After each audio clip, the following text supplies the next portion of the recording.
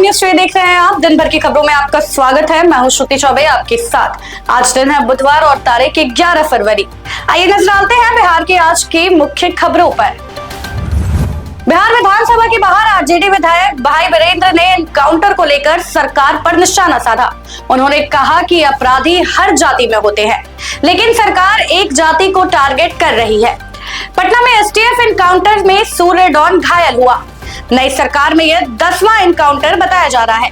बढ़ते अपराध को लेकर आरजेडी विधायकों ने सदन परिसर में सरकार के खिलाफ नारेबाजी की। सवाल है कि सरकार के पास कोई मुद्दा नहीं और सरकार को कुछ करने का भीतर से मन भी नहीं, और जिस सरकार में बच्चियों के साथ बलात्कार हो, महिलाओं के साथ बलात्कार और बलात्कार के बाद हत्या हो और हत्यारा पकड़ा नहीं जाता है, तो ये सरकार अपने से कहती है कि हम सुशासन बाबू की सरकार है।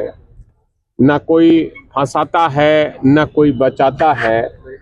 इस तरह की बातें हो रही है। और इस सूबे बिहार में हम अपराधी के खिलाफ हैं, लेकिन एक ही जाति के लोग अपराधी नहीं है। हर जाति में अपराधी है, तो केवल एक जाति के अपराधी को ही क्यों गोली मारी जा रही है। बिहार चुनाव में हार के बाद प्रशांत किशोर फिर से जनसुराज को मजबूत करने के लिए बिहार भ्रमण पर निकले हैं। मोतिहारी दौरे में उन्हें अपने कुछ नेताओं और कार्यकर्ताओं का विरोध भी झेलना पड़ा। उन्होंने कहा कि जनसुराज को आगे बढ़ाने के लिए सभी साथियों की राय ली जा रही है और हर जिले में बैठक होगी। नीट छात्रा मामले पर उन्होंने सरकार और पुलिस पर सवाल उठाते हुए कहा कि पीड़ित परिवार को न्याय मिलना चाहिए। राहुल गांधी को संसद में बोलने ना देने पर उन्होंने नाराजगी जताते हुए इसे संसद का अपमान बताया। पटना सिविल कोर्ट को एक बार फिर बम से उड़ाने की धमकी मिली, जिससे कोर्ट परिसर खाली कराया गया। धमकी के बाद कोर्ट की कार्यवाही रोक दी गई और लोगों की आवाजाही बंद कर दी गई। पुलिस, बम स्क्वाड, डॉग स्क्वाड टीम मौके पर पहुंची और जांच में जुट गई। फिलहाल कोई संदिग्ध वस्तु नहीं मिली है, लेकिन सुरक्षा एजेंसियां अलर्ट पर है। वकील ने प्रशासन से दोषियों को जल्द पकड़ने और सख्त कार्रवाई की मांग की है। यह छठी बार है जब पटना सिविल कोर्ट को इस तरह की धमकी दी गई है। बार बार मिल रही धमकियों से सुरक्षा व्यवस्था पर सवाल उठने लगे हैं। हालांकि अब तक किसी भी धमकी के बाद कोई विस्फोटक सामग्री मिलने की पुष्टि नहीं हुई है। शिक्षा मंत्री सुनील कुमार ने सदन में कहा कि अब शिक्षकों से पढ़ाई के अलावा कोई और काम नहीं लिया जाएगा। अगर कोई अधिकारी जबरदस्ती गैर शैक्षणिक काम कराएगा तो शिक्षक पोर्टल पर शिकायत कर सकते हैं। वित्त रहित शिक्षकों की समस्या पर कमेटी बनी है, जल्द समाधान निकाला जाएगा। मदरसा और संस्कृत स्कूल के 5,500 शिक्षकों को 3 महीने का वेतन एक साथ देने की तैयारी है। हालांकि महिला दिवस, छुट्टी और बेरोजगारी भत्ते जैसी मांगों पर सरकार ने अभी इनकार कर दिया है। पटना में एसटीएफ और पुलिस की मुठभेड़ में 25,000 के इनामी अपराधी सूर्य डॉन को गोली लगी है। उसके पैर में गोली लगी और उसे इलाज के लिए एनएमसीएच में भर्ती कराया गया है। राजीव और सूर्य पर लूट, डकैती, हथियार और शराब तस्करी समेत 20 से ज्यादा मामले दर्ज थे। पुलिस के अनुसार उसने घिरने पर फायरिंग की।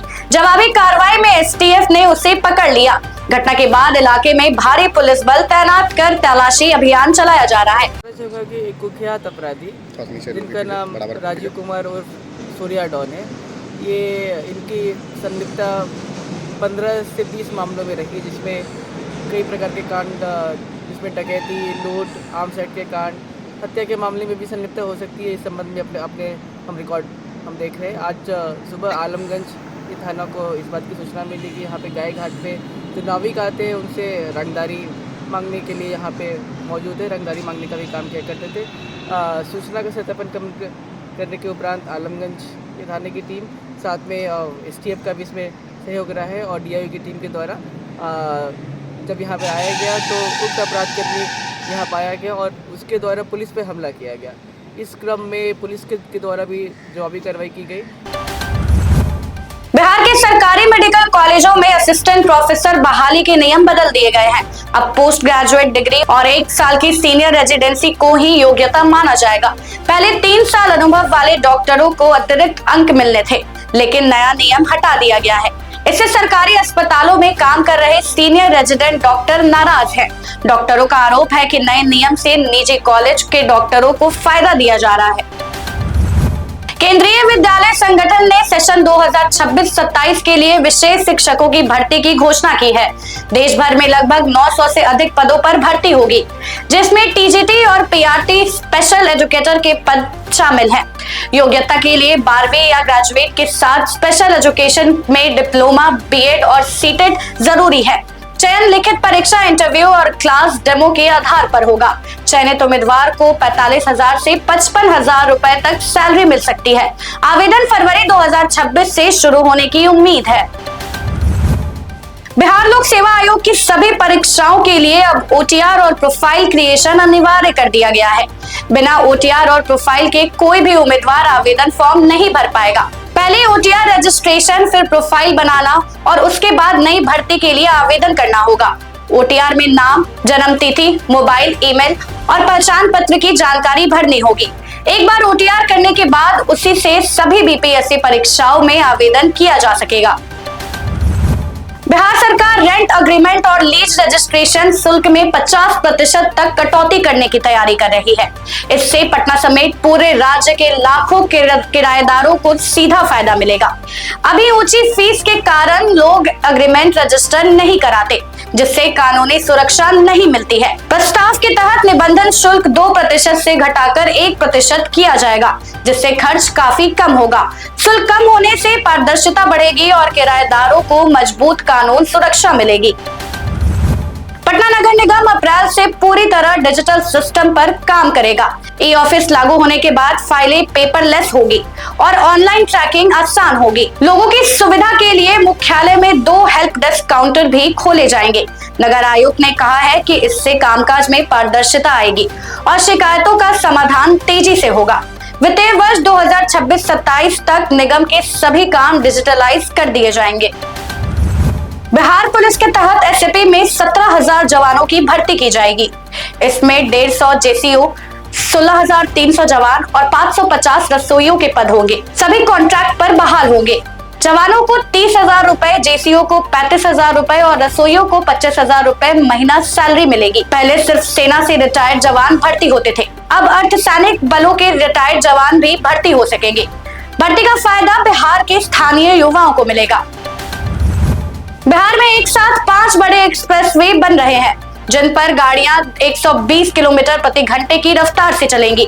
सरकार का लक्ष्य है कि राज्य के किसी भी कोने से पटना 3 से 5 घंटे में पहुंचा जा सके। इन सड़कों से उत्तर और दक्षिण बिहार, नेपाल बॉर्डर और कोलकाता पोर्ट तक तेज कनेक्टिविटी मिलेगी। एक्सप्रेसवे के किनारे उद्योग और रोजगार के नए मौके भी बढ़ेंगे। पटना को रिंग रोड और पुलों से जोड़कर एक्सप्रेसवे हब बनाया जाएगा। समस्तीपुर में एक युवक के साथ जबरन शादी कराने का मामला सामने आया है। आरोप है कि लाइब्रेरी जाते समय युवक का अपहरण कर उसे नशीला पदार्थ पिलाया गया और मंदिर में शादी करवा दी गई। वायरल वीडियो में युवक खुद को पीड़ित बताते हुए मारपीट और जबरदस्ती शादी कराने का दावा कर रहा है। मामला सामने आने पर पुलिस ने युवक को ससुराल से निकालकर पूछताछ शुरू कर दी। पुलिस का कहना है कि जांच के बाद सच्चाई के आधार पर कानूनी कार्रवाई की जाएगी। हमको यहाँ पकड़ के रखा हुआ है। हमको किडनैप करके ले गया कुंदन, राहुल और रजवंशी। तीनों नशा का दवाई मिलाया, स्प्राइट वाला बोतल में पिलाया। उसके बाद पता नहीं हम कहाँ हैं, हमको कुछ पता नहीं चल रहा है। अभी हम क्या बताएं।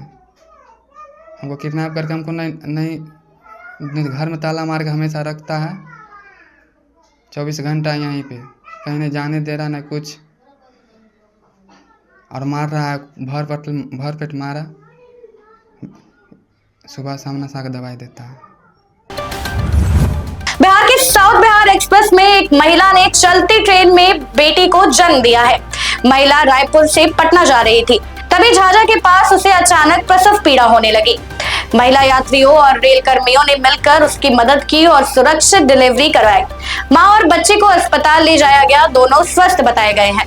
इस दौरान ट्रेन करीब 45 मिनट तक झाझा स्टेशन पर खड़ी रही। फरवरी में पटना और आसपास के इलाकों में तापमान सामान्य से ज्यादा रहा है। पटना का न्यूनतम तापमान 12 से 14 डिग्री सेल्सियस के बीच रहा, जो पिछले 15 सालों में सबसे ज्यादा है। कम बारिश जलवायु परिवर्तन को तापमान बढ़ने का कारण बताया जा रहा है। दिन गर्म और रातें भी सामान्य से ज्यादा गर्म महसूस हो रही है। तापमान बढ़ने से खेती पर असर पड़ सकता है और फसलों में कीट और सिंचाई की जरूरत बढ़ सकती है। फिलहाल के लिए बस इतना ही। बाकी की अपडेट्स के लिए बने रहें बिहार न्यूज टुडे के साथ। तब तक के लिए धन्यवाद।